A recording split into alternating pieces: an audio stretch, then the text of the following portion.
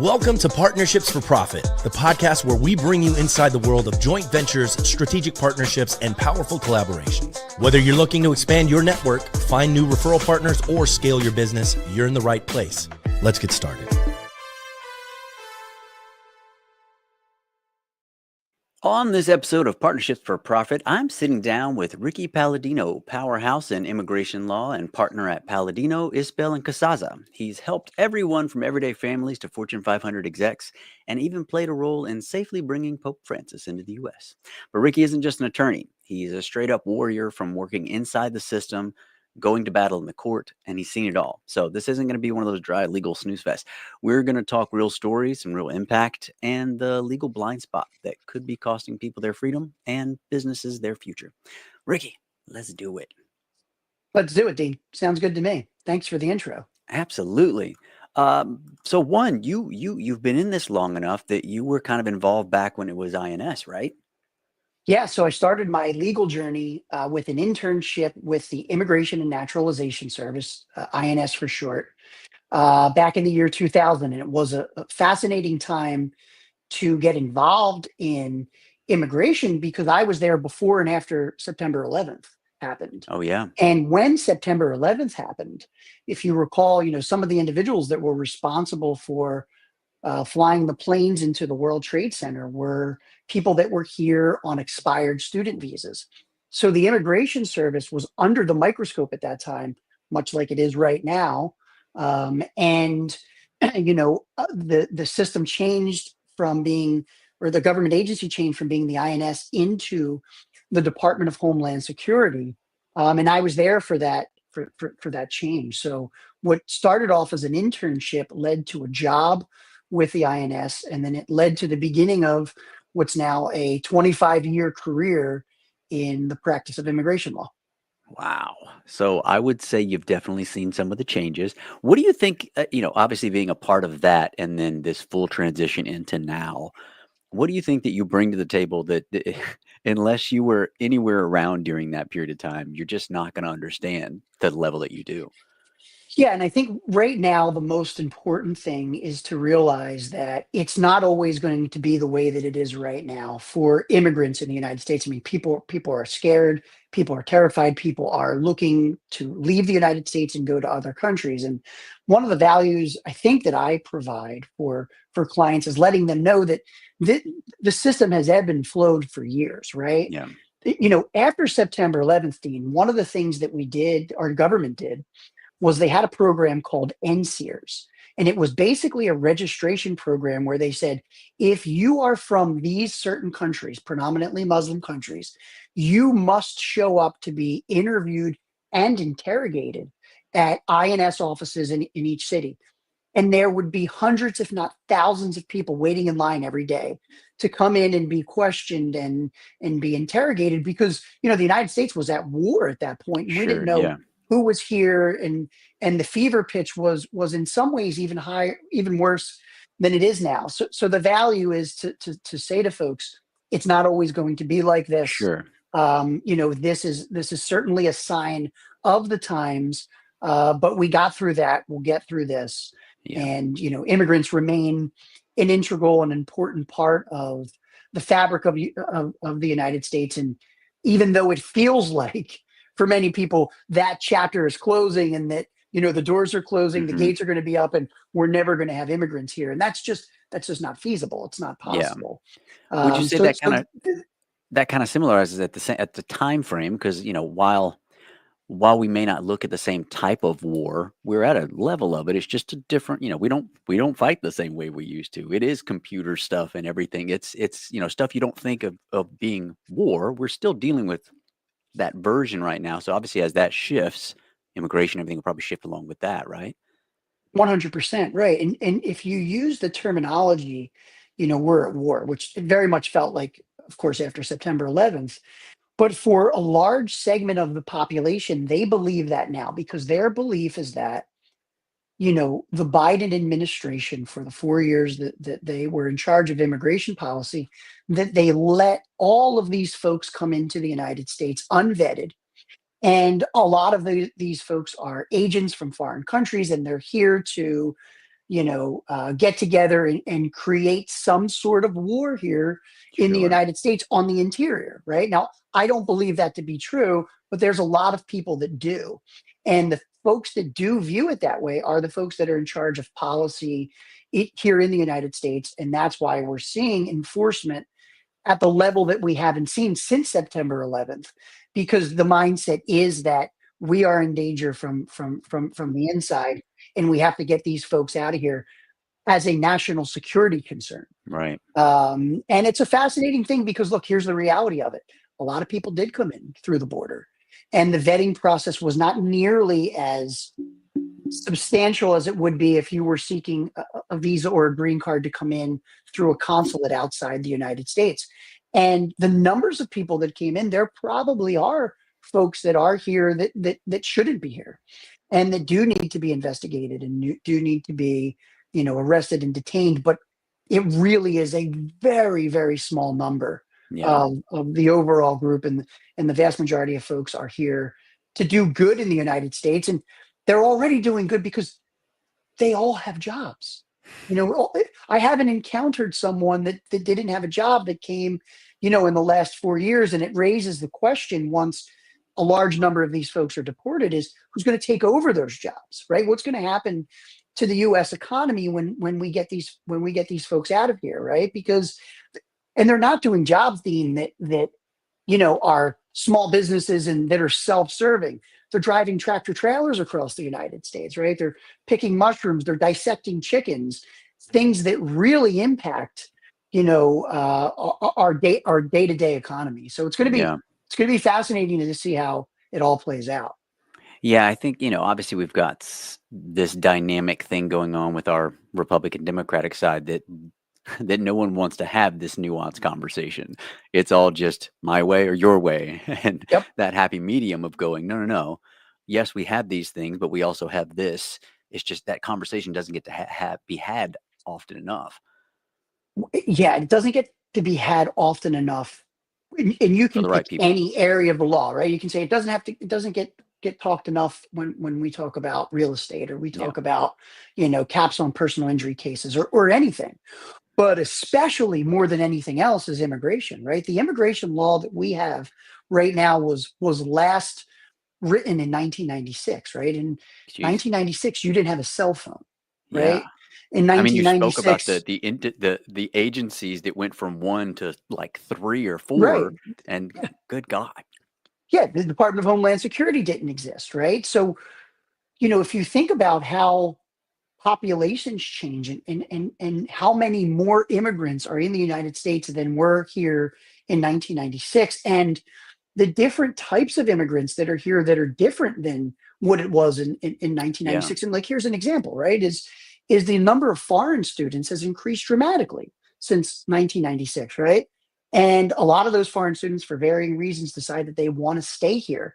Well, that law that was written in 1996 doesn't provide many options for them. And, you know, no matter which side you're on, right? I'm obviously on the side where I think immigrants contribute to the economy and society in a way that's beneficial for everyone. But even if you're on the other side, right? The law has not adapted to the situations that we see right now, the Yeah. types of individuals and whatnot. And, every immigration, at least for the better part of my lifetime, has been one of the big things that they've talked about in every presidential election. Yeah. And it was, we're going to reform immigration, and it never happens. It never even gets close to happening, because it's really one of those things where everybody goes, I don't really want to touch this, right? And it doesn't matter which side you come from, because if you come from an anti-immigrant side, soon as someone says, well, who's going to pick the crops? Who's going to care for your elderly people? You say, I don't want to be blamed for that, for being the person that really hurts the Yeah. economy, right? And then if you're on the other side and you're trying to ask for benefits for people, you're in Louisiana and you're a senator. You want to get reelected, but the other side's going to say, you didn't care about our veterans. You didn't care about our elderly retired people. You ended up giving all this money to these immigrants. It's political suicide no matter which Yeah. way you go, right? So that's why everybody just goes like this. We don't want anything to do with it. And by the way, that's how we got into the position that we're in now. Yeah. Because the immigration climate that we're dealing with right now has nothing to do with Congress. There have been no new laws, right? Other than some immigration changes in the big, beautiful bill. The changes are the way that the agency itself operates, because it's an executive agency. And you know who's in charge of, it's an administrative agency. The person that's in charge of administrative agencies is the president, right? So that's the big changes. The agency is changing the way that they do things without changing the law. Really, what we need is a change in the law that matches society in 2025 and brings in all these different factors in a way that's good for the U.S. economy and that's also humane. Yeah, and I think you nailed it. It's, it's talked about every 4 years because it's really helpful every 4 years. That's right. Like many of the things that Sure. we're always talking about during those times, but then they just, fade back down to quiet. They fade back down. Although this time it didn't, right? Yeah, and this time, true. It's because I think the Trump administration realized the first time how much power they have with the use of executive orders and the control of administrative agencies, and they went all in on it and are continuing to go all in on it. And this is in some ways an experiment, because we've never seen enforcement like we're seeing now, in terms of, what is the outcome of this going to be? How is it going to impact the children that are left behind when their parents are deported? How's it going to impact the economy? How's it going to impact our higher education system? I mean, all this is an experiment. I don't know the answer to those questions, but I do think that more likely than not, American society collectively is going to look at this at some point and say, whoa, this went too far. This is actually not good. Even folks that bought into these ideas, right?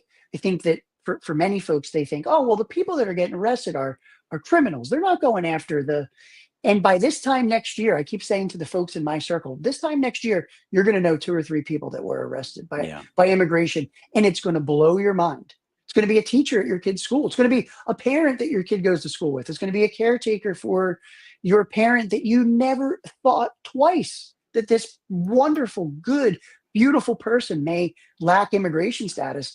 And I think that the collective consciousness is going to change at that point. Yeah. But boy, it's going to be ugly until then.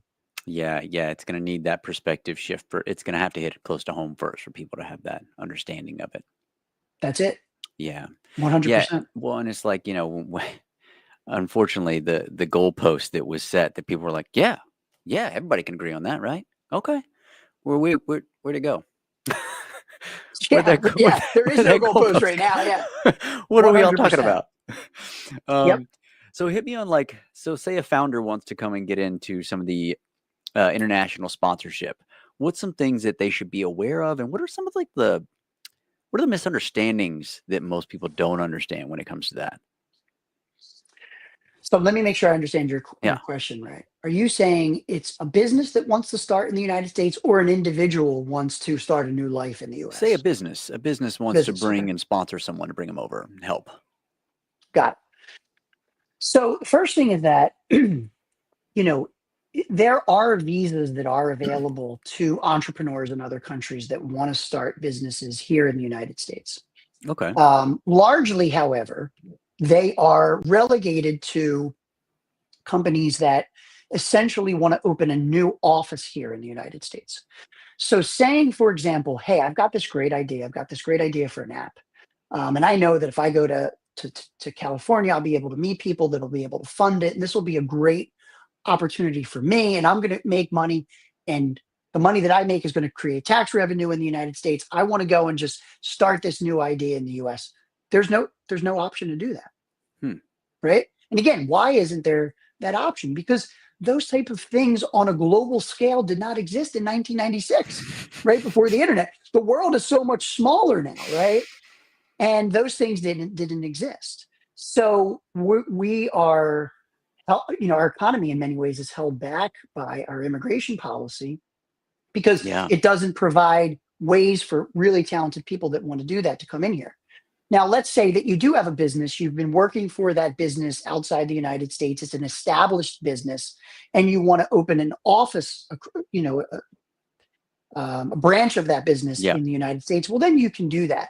There's something called an L visa that allows you to do that, but it's not easy to get. And very often, the red tape that you need to go through to get that visa discourages most people from being able to do it, right? And like, let me give you an example. Like, one of the things you have to do to get a new Office L visa is you have to show that it's a legitimate business opportunity, right? That you have a legitimate business outside the United States and you're going to conduct business here in the United States. One of the things that they want to see often is a lease, right? I don't know about you, but I'm not signing a lease or going, spending all the time to investigate the place without knowing that there's going to be a visa, Yeah. right? So the people that get those visas are really, truly committed to coming here, and they realize that it may be a very expensive process. They may not get approved. They may have to jump through, tons of hoops, but they ultimately make it here. And, I think they do create jobs and are good for the economy. But that process, right, really deters a lot of people that would do the same things that they would do. Yeah, that's like you need your car so you can get approved for the license, but you need to get your license so you can get a car kind of Right. situation. Yeah, right. Right. You just Goodness. run around in circles. Yeah. Yeah. So if that's what are there any other ways around that, or have you found that outside of Yeah. already being an existing millionaire? Right. So, okay. So if you look at our immigration law, and this is something that I think most people don't understand, because what folks often say is, well, get in line and do it the right way, like my grandfather did, right? Sure. And same thing with my grandparents who came, through Ellis Island from Italy. Different situation then, where the United States was saying, we welcome you in. You will Yeah. have legal status when you come here, as long as you're not a criminal and you don't have, tuberculosis that's uncontrollable or whatever it may be, right? Our system right now is very specific in terms of what opportunities you have to become legalized in the United States. And it's it's really four things: family relationships, business relationships, and that's what we just talked about, or if you're being sponsored by an employer, the refugee or political asylum program, which is very much under um, the purview of all Americans right now. And then the fourth is something that we call the diversity lottery, which is something that was created to diversify the population. And it still exists to this day. I think it's going to be canceled under the Trump administration. But that literally is a lottery, right? So Yeah. nothing you can do, right? You can be smartest, best person in the world. Your chances of winning the lottery are just as good as someone that's not so good. So you really have this refugee and asylum area. Refugees are people that the U.S. government welcomes into the United States, for which we, under the Trump administration, really aren't taking in refugees at all, or very small numbers. Yeah. And then political asylum is for people that are already here, that are seeking refuge from the country because of persecution. Aside from that, you have the family-based system and you have the employment-based system. Family-based system, let's say you are from Mexico and you want to sponsor, you're a United States citizen and you want to sponsor your brother. And you say, I want my brother to wait in Mexico because we want to do it the right way. 20 years it takes. Cool. 20 years. You say, the guy from Mexico wants to bring his brother, says, listen, I have a good business here in the United States. I've made money. Let me pay a fee to the US government to expedite this process for my brother. Can't do it. There's literally no other way other than to wait that 20-year period to bring your Yeah. brother here, right? In the employment world, if you have an employer that wants to sponsor you, for example, for a green card, and they want to go through the U.S. Department of Labor and prove that there are no qualified and willing American workers, right?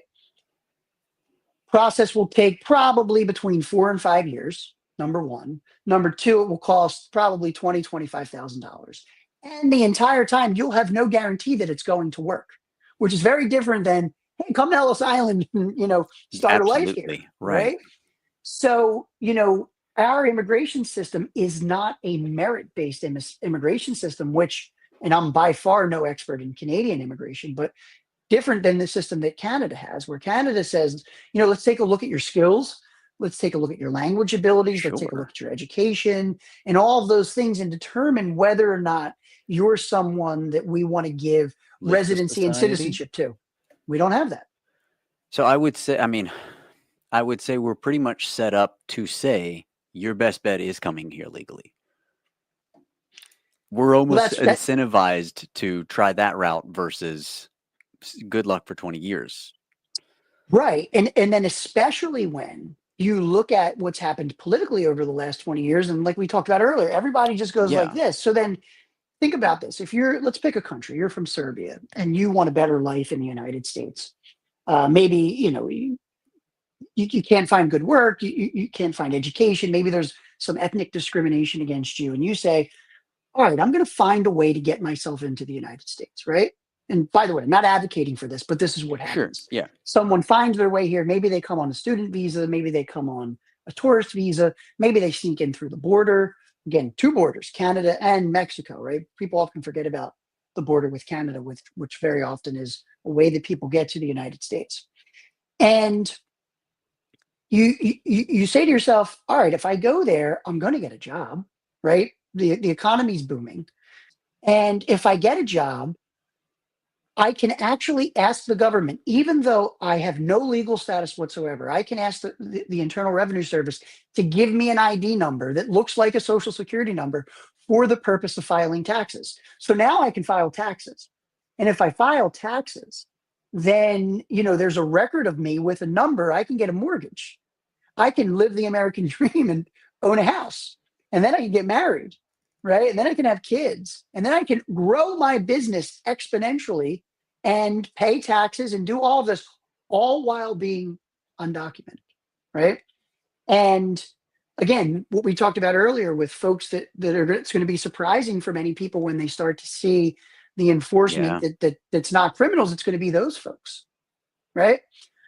Same deal. You can take any country, someone that comes here, and instead of opening their own business, they find an employer, and the employer says, "You're the best worker I ever met." And even though I am a God-fearing conservative, right? I am going to employ you and violate the same federal law that you're violating Yeah. because I need you for my business, right? And you And that's probably what love those happens. people at that point. You've made They love friends. You those know their people. family. You.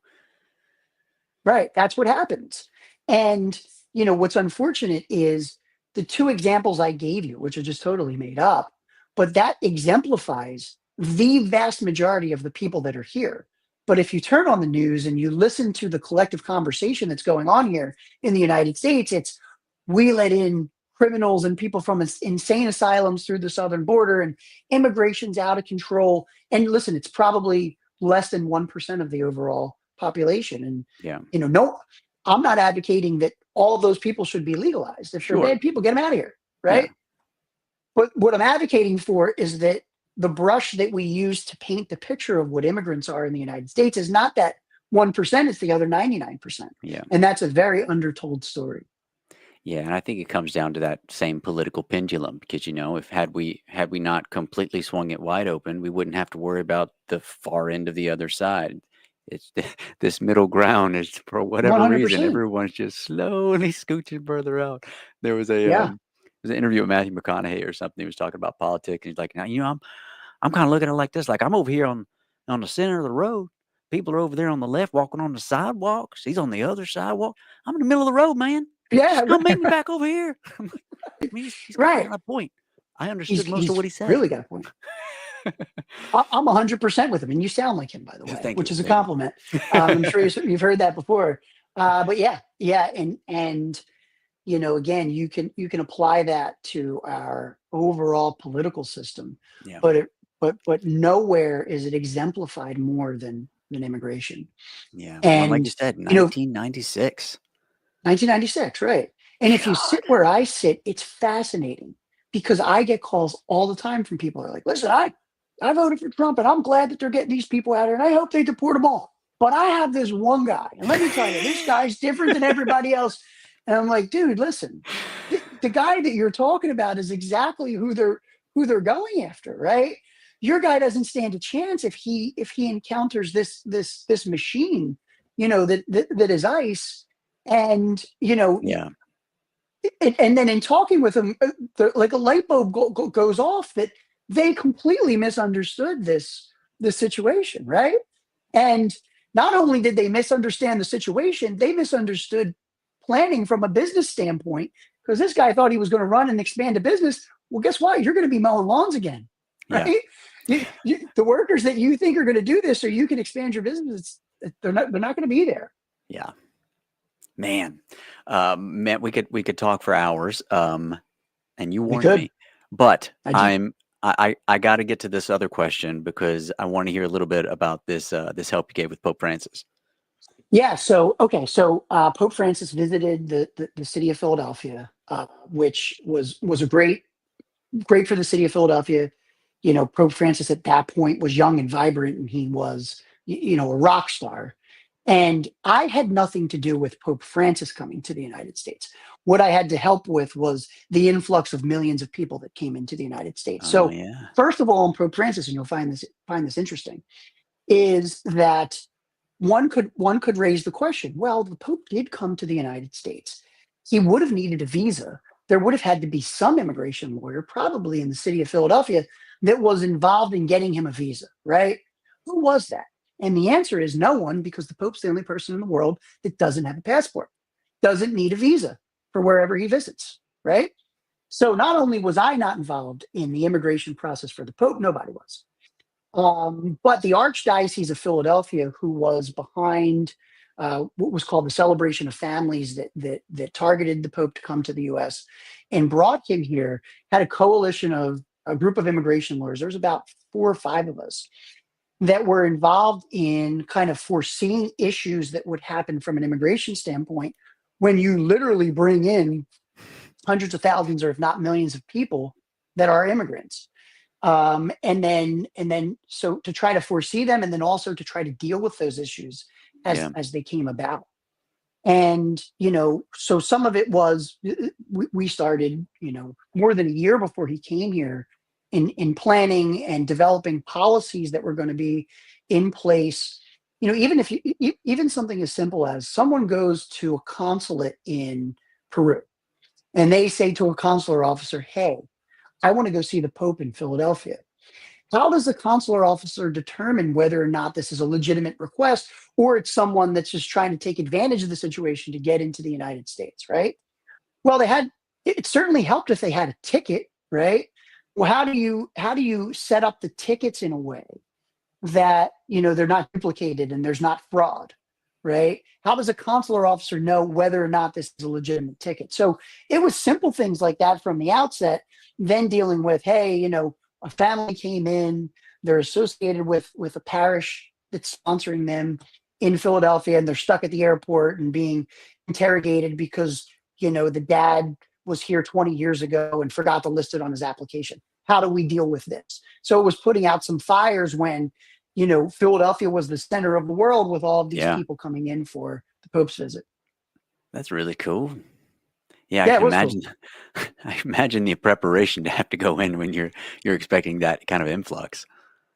Yeah, it was, and cities like New York City are probably used to things like that. Washington, D.C., Philadelphia, which is a booming city and has a lot of different things that are happening.